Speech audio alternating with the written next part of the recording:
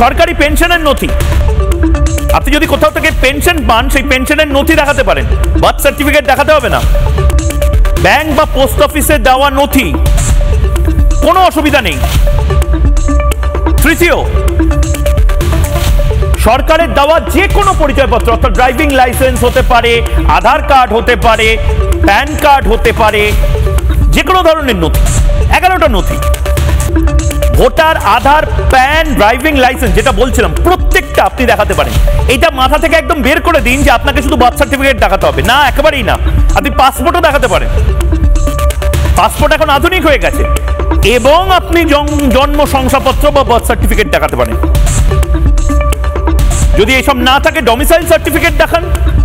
মাথায় রাখুন, অনুপ্রবেশকারীদের কাছে এত পুঙ্খানুপুঙ্খ কাগজ থাকবে না। অনুপ্রবেশকারী রোহিঙ্গা, সে মাধ্যমিক পরীক্ষা যদি দেয় সেটা হেডলাইন হবে, সে যদি উচ্চ মাধ্যমিক পরীক্ষা দেয় সেটা হেডলাইন হবে। মাধ্যমিক, উচ্চ মাধ্যমিক, কলেজের শংসাপত্র সেটাও যদি আপনার থাকে আপনি দেখাতে পারেন। এবং কখন দেখাবেন? যখন 2002 সালের যে ভোটার লিস্ট রিভিশন, সেখানে আপনার নাম নেই, এসসি এসটির যে সার্টিফিকেট বা তপশিলীদের যে সার্টিফিকেট, সেই সার্টিফিকেট দেখাতে পারেন। বন অধিকার শংসাপত্র অর্থাৎ ফরেস্ট সার্টিফিকেট যেটা, সেটাও দেখাতে পারেন।